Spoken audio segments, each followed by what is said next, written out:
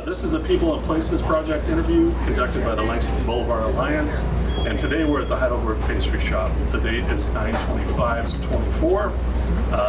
My name is Bennett King, and I am a research assistant for the Langston Boulevard Alliance. And we're joined with the owners of the Heidelberg Pastry Shoppe, and I'll go ahead and have you guys both introduce yourselves and tell us, sounds like you grew up here, so give us a little background on yourself and give us a little background on yourself too. So I'm Carla Büchler, and I did grow up in Arlington, so I went to Taylor School in Stratford and Washington Lee, and I started working at the bakery in 1975 when it opened, and that's when I met my husband. So here I am. So tell us a little bit about yourself. I don't know what to say. I'm the owner of the Heidelberg Pastry Shoppe. I knew 5 years, when I was 5 years old, I would be a baker. Oh, really? Yes, I was. I just knew that I will be. Yeah. One time I changed where I wanted to be a foster. I grew up in a farmhouse, and I don't like farming. I absolutely don't like it. So I grew up in a farmhouse. So one time I thought, I like animals, I will become a foster. But it was 1916 something, And so you have 3 weeks you can go with a foster and do things. But I realized after the first day, it is farming. Like you had to dig holes to put the trees in and everything. Yeah. And then, or even that time we didn't have chainsaws. Oh, wow. Just hand sawing? After 3 weeks, I don't know, I'm becoming a baker. I don't blame you. Yeah. And then where'd you grow up? I grew up close to Heidelberg. Okay, okay, that's the name of it. Yeah, I actually was born in Heidelberg. Okay. Then there was the only hospital what was available, what was functional. Yeah. Then I'm after war child, Okay. So then we'll get right into what brought you here and then how did the shop start. Yeah. So let's talk. Okay, what brought me here, my uncle German had a bakery and I had a mind to take that bakery over. Mm-hmm. He convinced me I should be an owner. So in 16 I know I will be an owner. So when I was 19, close to 20, we decided I should go 1 year to America to see how to do the work in America and bring that knowledge back home and then do extend that in the business there. I was definitely till 9 months ready to go home. And here was everything different. You had no transportation. I used to live in restaurants, so I know restaurant. Yeah. And no buses going in. On Sundays, on Saturdays. And everything. I took one time a chance. I want to know Georgetown. Everybody told me how Georgetown big is.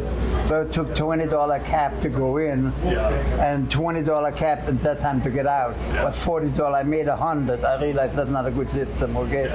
Yeah. So, but it's... And then I met my first wife, and after we had the business open for 3 months, she decided she quit. Like that. At the beginning of Heidelberg Pastry Shoppe, okay? It was not a very successful run in the beginning, okay? The first 3 months weren't very good. Yeah. And something I have to say is that Carla came on September 9th, right? Yes, 9th. 9th. She came and applied for a job. And I do believe it is a miracle, okay? Then I had 3 interviews. One of the 3 interviews, the one in the middle didn't show up. Mm-hmm. And I heard someone is filling out an application. So I went down, I said, I have nothing to do with someone, let's interview him right now. Yeah. That was the end. That was the end. The beginning. No, the beginning. Okay. The beginning of a beautiful friendship. How about that? Yeah. Okay, listen, did you know you wanted to be, did you come here because you wanted to be a baker? No, I wanted to be a ballerina. Oh, it's a little different. It is very different. So I was with the Arlington Youth Ballet, and every day on our way to class, we'd drive by the sign that says bakery coming soon, and we all wanted to go eat pastries, but of course we didn't. And so I wanted to be a ballerina. And then one of my friends got a job, and then I decided, well, why don't I get a job there too? So then I went, and then shortly after that I stopped dancing and started my bakery career. So it was by chance for you? Just by chance, yes. No I don't ambitions. think it's by chance. I think it's the universe has something to do with it. That's something I really believe. That's fair enough. Yeah. But I was never planning to run a bakery or a business or anything. Yes. Yeah, that's a big change, isn't it? That's a big change. Okay, so let's get some dates on that. When did you form Heidelberg originally? February 11th of 1975. Okay, and was that at the location down in Lehigh? And Yes. Okay, so that was the first one. Then when did you move here? September of 1988. Okay, so not too long after. No. Okay, so you've been here for quite some time now. We had a lot of challenges with the landlord. Come to this one. I didn't recognize the building, but I recognized the food. I must have come to this one. Anyway, sorry to interrupt you. You were talking about. I had a lot of challenge with the landlord. He wants so much rent. Yeah. You know, I made it successful, or like us, we made that place very successful. I said one time when I came, you could put a cannon on one side and you shoot down, you don't have a car. Now you don't even find parking spaces anymore. Yeah. And everything, but he was so solid with what he wanted, so I was ready. If I would not have found this location, I was ready to go to work for somebody else. Was the building here, or did you? No, it was So you built it? nothing. Yeah. Okay. Built it custom for yourself. Okay, so let's talk about. We'll talk a little bit about some of your history with the business. Let's go back to how did you know you wanted to be a baker? What caused that? What you were very young. Probably Like, his how did that- uncle. His uncle, he influenced me, Okay. okay? He really influenced me. That, you know, it's, why would you just want to be a baker, okay? Why not take the next step, Yeah. okay? But even in the beginning, just to be a baker at Yeah, all. just to be a baker or all. But it is also like, I had a great relationship with my uncle. I really had. Yeah. When I had to call him back, I'm not coming. It was one of the hardest calls. It's like when you like a girl and you call, want to call her, the telephone call is so heavy you never get in touch with her, okay? Yeah. I finally got through, and it was very hard for me. So obviously, I would say more than a baker. How did you learn to do such fabulous pastries and all the other things? How did you- I made two apprenticeship. I had one apprenticeship in baking and one other apprenticeship in pastry shop. So I went 5 years a total in apprenticeships. Okay, this is it by Heidelberg. You were doing this. Close to Heidelberg, yeah. One was actually in Heidelberg. The pastry chef was in Heidelberg, Yeah. where I made, yeah. And the other one was probably about 20 miles to the south, yeah. So then, what would you say if you were to say you're known for something? What are you known for here at the pastry shop? Abundance. That's for sure. I think when people come in, they think it's going to be a little bakery, Yeah. and then it's just so many different things: Yeah. breads and cakes and pastries and breakfast and sandwiches. And I think that's what the first impression is, and then it's just deciding what you like best. Yeah. Right now, we're into Oktoberfest. Oh, yeah, I saw the beer cookies. That was I Yes, noticed those yeah, right away. pretzels, potato salad, beer cheese, strudels, all that kind of stuff. So. And then, do you have a specialty that you would say is your favorite? Mostly our German breads. German breads? Yeah, and it's really, they're still made the old-fashioned way, you know, we have sponges and everything, yeah. So that's why sometimes people come in here and there's not of that bread anymore, I cannot redo it.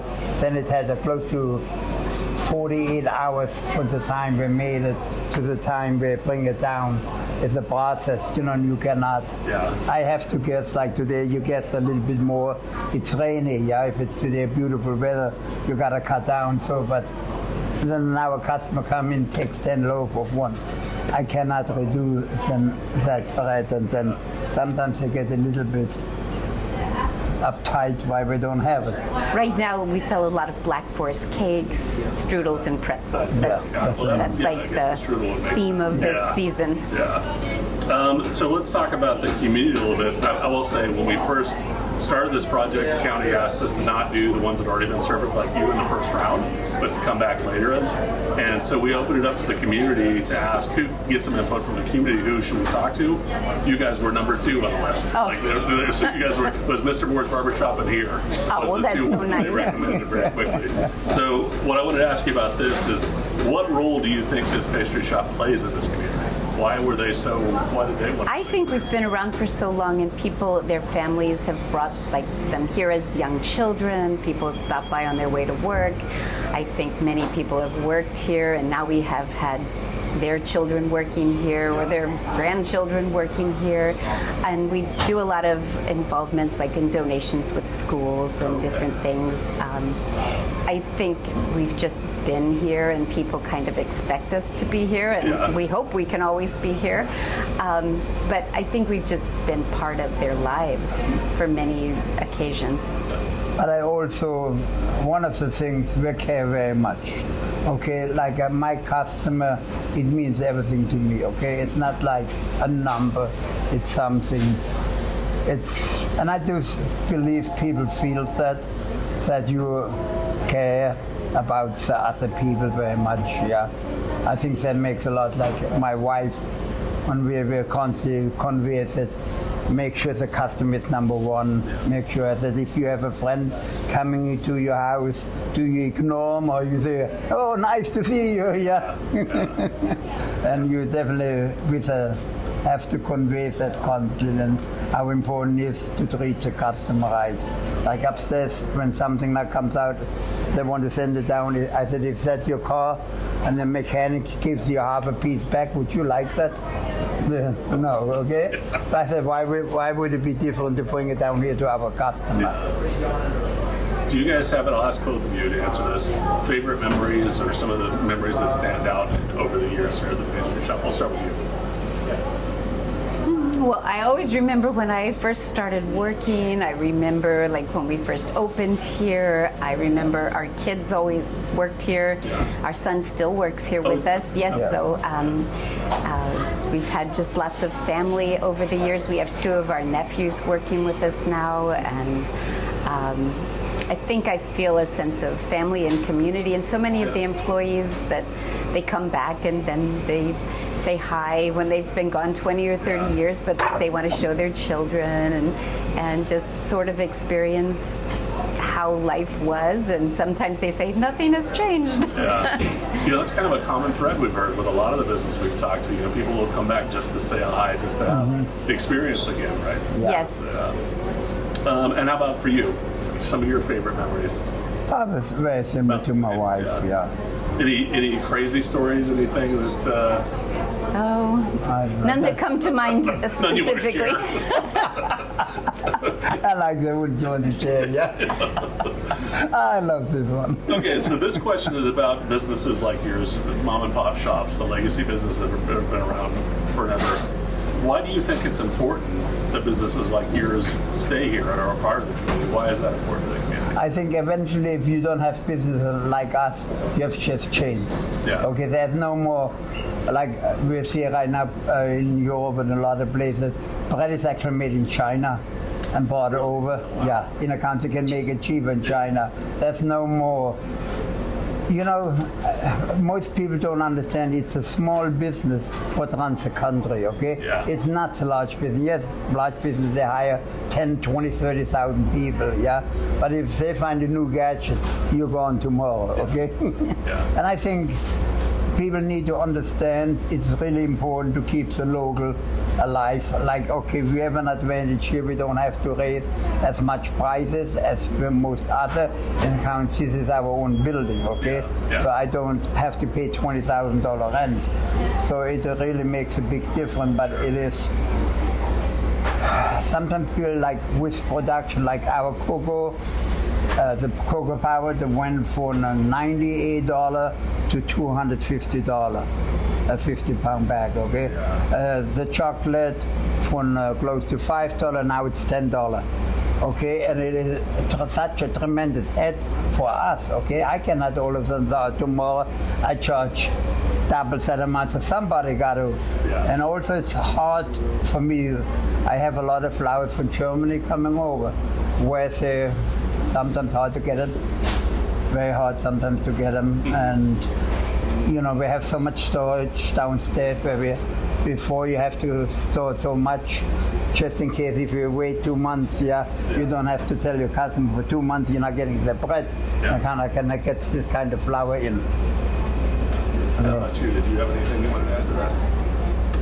about why it's important. Why is it important that businesses like yours stay in a community like this? I think it does make the community unique and different, because every time you're driving down 66 or some highway, you see every single shopping mall, it looks the same, every store is the same, it doesn't matter where you are. I think it's nice to have something that is special and unique and memorable to come to. I agree with that. I think that's definitely true. You guys have been here a while now, so what changes have you seen over the years in Arlington? Oh, a lot of changes. Well, when we first started the cash registers, you had to do everything in your head and enter prices. So these days, kids don't multiply as well as they used to. You had to make your own change. You had a little chart for the sales tax. There was the telephone. Every order came on the telephone. There was no fax machine, no internet, nothing like that. We had a girl last year, I was trying to tell her how to answer the phone because the phone was ringing, and she goes, "Oh, I'm too young. I don't know how to use those phones." So it's funny. They're pretty simple in their operation. Yes, you pick it up and you say hello. But yeah, so different things like that, technology advances. I would also say just people in general. There's been phases, like we had the oat bran phase, or everybody for a while wanted everything croissants or everything bagel, or different things like that. So we've had some ups and downs with that, but pretty much everybody comes and wants the same thing. How about you? Okay, one thing I have to say, it was in COVID, Mother's Day. Now that is a day I will never forget. Like this time, we were the only one who stood open the whole COVID. We never closed one day. So it came Mother's Day, and I don't know how many orders you had. We started already packing at 3 o'clock in the morning, and everybody called in with stacks this high of orders. One donut here, one this here, one this here. And they had to pack everything in the morning. And we had from 8 o'clock till 12 o'clock, 400 calls coming in, okay? And we had to carry everything out, and since they give you the wrong card, don't you know the damn color of your car? I'm sorry. I'm sorry. It's okay. It's okay. It was just very busy, and there was a sea of people, and we had to come and bring things and find people. That was a memorable experience. At 11 o'clock, I finally quit. I said, I cannot walk anymore. I gotta go. Okay. It was such a rough day. Christmas is nothing compared to nothing to that. We heard from other, especially the food industry legacy businesses, that people needed that comfort. Is that what you were seeing from your customers? Yes, definitely. They were so grateful that somebody was here, a live person. They could come and say hi cautiously. Get out of their house. Get out of their house, yes. And you see, we had a big advantage in account. Our bakery is so big. So we still could bring quite a few people, we had people outside. But there were quite a few people came in here, and that was a big advantage in that time. Did they let you have people inside early? At the beginning, we had people outside, but then it changed, and we were allowed to have people as long as they kept their distance. That's 6 foot radius, yes. Any changes in the clientele over the years that you've seen? We've seen ups and downs of sometimes, like in the beginning, there were more families and more people cooked, and maybe would come on Sundays and get a special breakfast, and it was definitely a routine. People definitely planned more. They had their orders on certain days. This lady is coming, and what her order would be, and on every Friday morning these people would come, and people don't plan as much as they used to. People don't place orders as much as they used to. For a while there weren't as many families, and then now there's more families. Yeah. So we've had long-term customers that are families. There's a lot of young couples and young families starting up, young professionals, all kinds of people. But How do you think they find out about you if they're new to the neighborhood? I think it's mostly word of mouth. Word of We mouth. do a newcomer mailing that goes out to people to introduce them to us, and most people come and accept the offer. It's a very enticing offer, so they get to try some different products, and once they come, a lot of people have been hooked and they keep coming. But I would say word of mouth. And even though there's so many people that drive by on Lee Highway, just last week there were some people, and it's like, oh, I drive by all the time, but I finally decided to come. And you hear that a lot because you're busy. Everyone's busy, and they're driving by, and it's like, oh, I'd like to go there someday. Oh, I've heard about that. But and sometimes nobody ventures past Glebe Road, so we're the outskirts. Yeah, there is just a small commercial area, isn't there? Yes. But you see, we have about a 25% change in customer every year. Oh, really? Yeah, then we used to, when mail was, we used mailing, and we had, the one who didn't, they had to return mailing. So that's how we know. You have so much military here, so much government, German government, and embassies. That's just like 4 years here, right? So after 4 years, they're gone. So it is definitely a challenge. And we are still growing right now. We even on the COVID, we made, I think, $600 more this year compared to the last year. But I was excited. Yeah, the fact that you made more. I was excited, but I think that is a challenge. Then we have a building which stands our own, so we really have to bring those people in. And a lot of, like my wife said, they tell each other, oh, you need to come over here, you need to come over here. Okay, so let's talk. There's a lot of people starting out businesses, small businesses now, and I'd like you guys to think about, if you were to give them advice on how they could be successful for many years like you, what advice would you give them? Let's start with you. Be ready to work long hours. Yep. You can plan for things and hope for things, but you also have to be flexible, because sometimes everything you think is going to happen doesn't happen. I think flexibility and ready to work.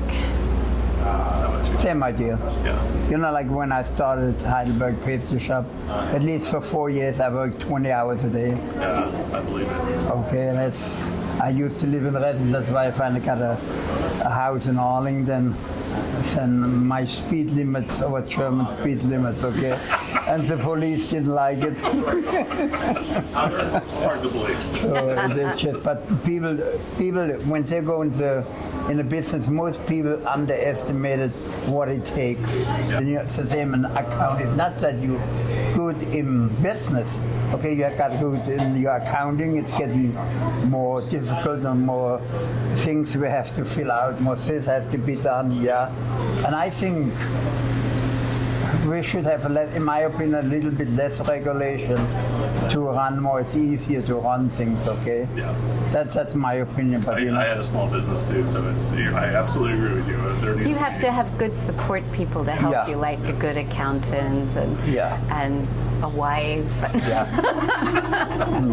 How about the relationships you build with your customers? What would you say is good advice to somebody starting out? What should they do to build up customer and clientele like you? Try to think what they think. What's that?